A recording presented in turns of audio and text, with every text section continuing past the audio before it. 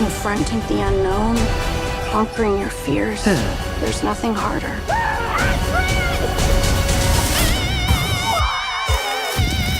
Beetlejuice! What the f... Bonjour à tous, c'est Valentin, le Home Cinéman, et je suis en compagnie de Loïc. Bonjour Loïc. Salut. Nous nous retrouvons pour parler de Beetlejuice, réalisé par Tim Burton. On a déjà un petit peu parlé de Tim Burton sur la chaîne parce qu'on avait fait une vidéo sur Wonka, un débrief sur Wonka dans lequel on revenait un peu sur Charlie et la chocolaterie, et puis Wonka étant une adaptation du roman de Roald Dahl, et on en avait parlé un petit peu, donc je vous invite à voir cette vidéo. Mais en attendant, on va parler de Beetlejuice. Le 1 étant sorti en 1988, et je crois que tu n'as pas vu le 1, Loïc. Non, tout à fait. En fait, j'ai pas eu l'occasion ce week-end, et puis même, je me suis dit que ça me tentait pas comme film. Pour cette rentrée, je me parlais d'aller voir le 2, je me suis dit, bah écoute, au pire, sur cette chaîne, on aura l'avis d'une personne qui a vu les deux, et une personne qui n'a vu que le deuxième, pour avoir un avis peut-être divergent sur le film. Fais genre, c'était calculé. Écoute, tout oubli et calculé, d'accord? Évidemment. C'est comme le bazar, c'est pas un bazar, c'est un bazar organisé. Tout à fait. Mais je te comprends parce que moi, de toute façon, j'ai vu le 1 et je n'ai pas aimé du tout. Je me suis ennuyé à mort. J'ai quand même découvert 2 films de Tim Burton récemment, à savoir Édouard aux mains d'argent et Beetlejuice. Et Édouard aux mains d'argent, j'avais adoré le côté conte de Noël. Je m'étais attaché au personnage d'Édouard, alors que là, pour Beetlejuice, je trouvais ça super ennuyant. J'ai pas du tout adhéré au délire, même si le délire du monde après la mort, comme dans Coco par exemple, j'aime bien de base. Mais les personnages étaient pas très attachants, enfin, j'ai pas du tout adhéré au premier film, mais je me suis dit, peut-être qu'en allant voir le deuxième, le Tim Burton d'aujourd'hui n'étant plus celui d'avant, il a fait quelques mauvais films entre-temps, malheureusement. Mais bon, je me dis, voilà, peut-être il va cette fois pouvoir me faire adhérer à ce monde, et en plus, peut-être que la venue de Jenna Ortega et de Willem Dafoe au casting pourra sauver le tout. On va parler donc de Beetlejuice 2. Je précise tout d'abord que cette vidéo se fera sans spoiler uniquement, donc si vous n'avez pas vu le film, vous pouvez rester avec nous. On va faire ça 100% sans spoiler. Avant de commencer, Loïc, résume-nous comme d'habitude sur cette chaîne et sur ce débrief, résume-nous le film de manière courte. Ah, donc de manière courte, je fais pas un grand dialogue sur la vie, la mort, l'au-delà de là, tout ça. Oui, voilà. Non. Si tu peux éviter de perdre 10 minutes à faire le résumé. D'accord.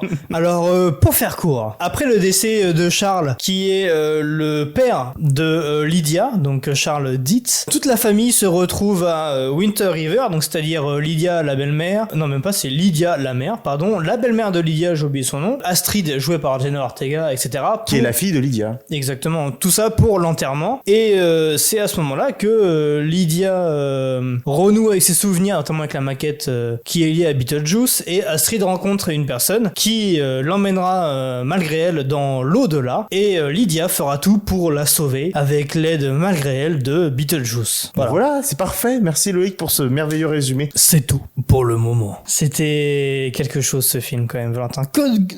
D'habitude c'est moi qui commence. Ouais, j'ai bégayé, mais d'habitude c'est moi qui commence. Voilà, c'est l'effet que me fait ce film. Vraiment, c'est un AVC en fait. Donc voilà. Donc Valentin, commence s'il te plaît par nous dire ce que t'as pensé du film. Eh ben, comme le premier, je suis pas rentré dedans. Je me suis beaucoup ennuyé. Les personnages, j'adhère pas. Même Jenna Ortega, que j'aime bien comme en tant qu'actrice. J'avais beaucoup aimé dans X d'ailleurs, qu'on avait vu ensemble, le film X. Et en fait, je rentre pas dans le délire. J'arrive pas à m'attacher au personnage. J'arrive pas à kiffer cet univers. Et même Michael Keaton en Beetlejuice, je suis pas convaincu. Il y a 2-3 trucs que j'ai aimé. Tout ce qui concerne le personnage de Willem Dafoe était sympa. J'ai bien aimé son perso. Même si d'ailleurs son maquillage fait un peu fake, j'ai trouvé de temps en temps. Très fake en fait. Il fait très fake. On voit que c'est la gomme ou de pâte à modeler quoi. Ouais, ça fait très faux. Alors qu'il y a beaucoup de practical dans le film, d'effets physiques qui sont très réussis. Par contre, ça, vraiment, c'est totalement raté. Mais bon, j'ai bien aimé ce qui entoure son personnage. Et puis, voilà, Beetlejuice, moi, je suis pas fan je vois pas ce qu'il a d'extraordinaire, ce personnage. Je suis désolé pour les fans de Beetlejuice, mais j'adhère pas à ce personnage. Une sorte de Jack Sparrow un peu raté, je trouve. C'est bizarre, même s'il est venu avant. Mais voilà, les personnages, j'adhère pas. Tu vois, par exemple, la belle-mère,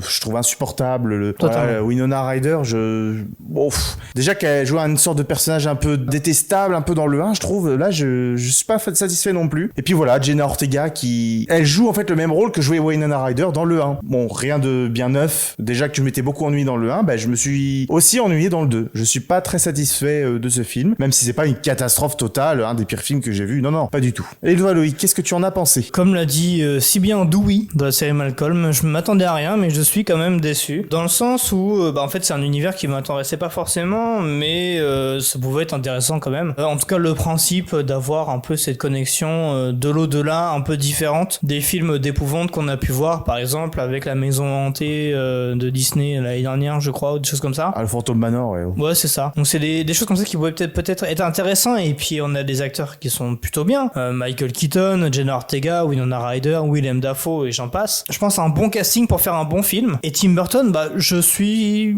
plus ou moins en accord avec ce qu'il propose généralement. Ça dépend vraiment des propositions. Comme tu l'as dit, Édouard aux mains d'argent, vraiment incroyable. En plus, tu l'as pas rajouté, mais tu l'as découvert au cinéma en plus. Ça oui, Édouard aux quand mains même d'argent. quelque chose. Ah oui. Ah bah, moi, chez Tim Burton, j'aime beaucoup Édouard aux mains d'argent, Charlie la chocolaterie.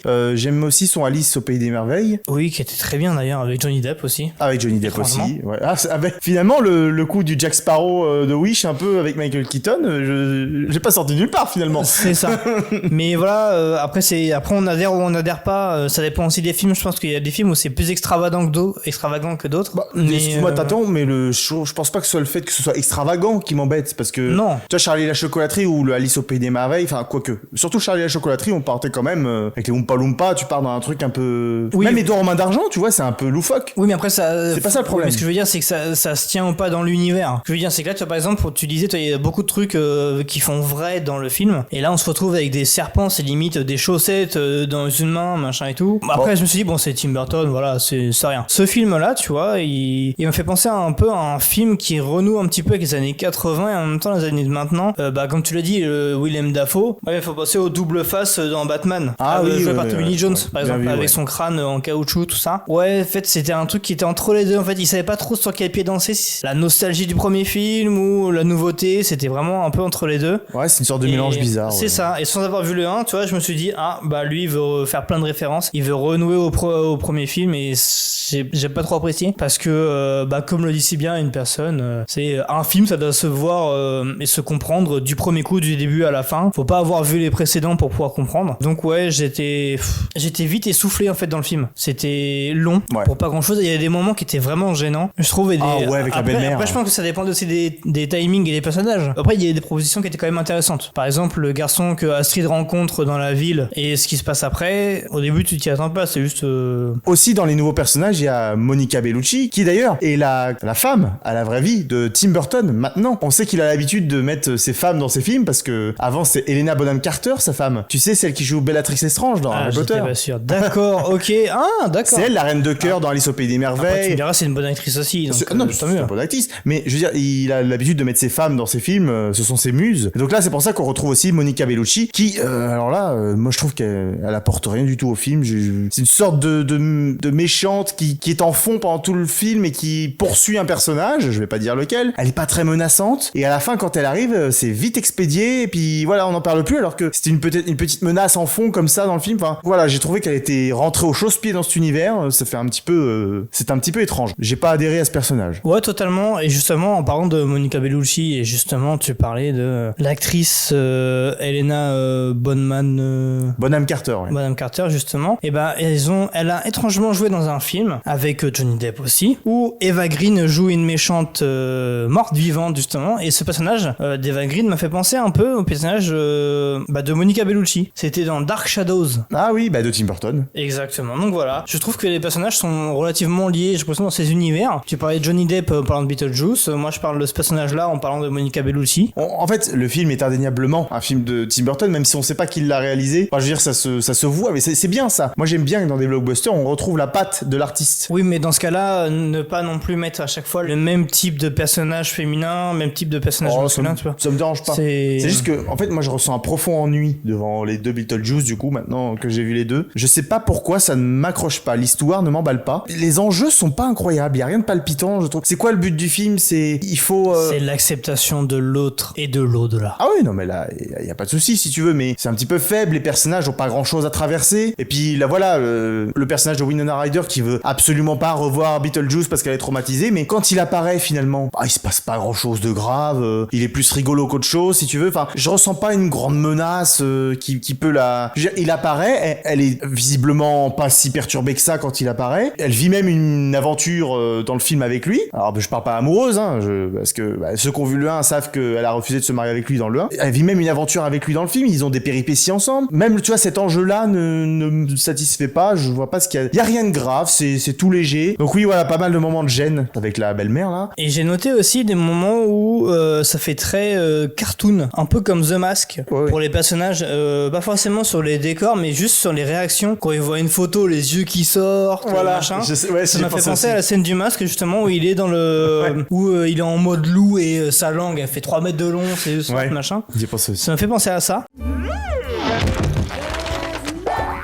Sauf que là, j'ai pas rigolé. Dans The Mask, c'est d'un personnage, tu rigoles et tout. Là, Beetlejuice, tu fais pourquoi ? Peut-être que Loïc, on a tout simplement perdu notre âme d'enfant. Et je me suis dit ça d'ailleurs pendant le 1, je me suis dit, ça se trouve, en fait, c'est un film que j'aurais adoré si je l'avais vu enfant. Et que là, avec mon regard d'adulte, du coup, j'ai pas eu la magie du truc, quoi. Tu vois, j'ai pas adhéré à la magie de l'univers. Mais bon, je trouve pas qu'il y ait grand chose de magique. Enfin bon. Et puis, tu vois, il reprend pas mal de choses du 1, comme tu disais, c'est vrai aussi. Et du coup, qui m'avait déjà ennuyé dans le 1, comme l'introduction avec la maquette, tout ce qui tourne autour de la maison, qui est pas très intéressant. Bon, voilà, moi je suis pas convaincu. Par contre, un élément que j'aime bien aussi, c'est que un des éléments que j'aime bien, par contre, c'est que ils ont respecté le ratio, enfin c'est-à-dire le ratio de l'image, parce que dans les blockbusters actuellement, souvent t'as en dehors du format IMAX, tu sais, t'as le cinémascope avec les bandes noires en haut et en bas. Et là, ils ont repris le ratio du 1, donc le ratio qu'on retrouvait beaucoup dans les années 80, c'est-à-dire en 16/9, quoi, la taille de ta télé. Ok. Pour faire dans les grandes lignes. Mais voilà, j'ai bien aimé qu'ils reprennent le ratio du premier. C'est un ratio qu'on voit plus trop souvent en ce moment. On est surtout sur du cinémascope. Mais bon, ça c'est pour ceux qui font attention à ça.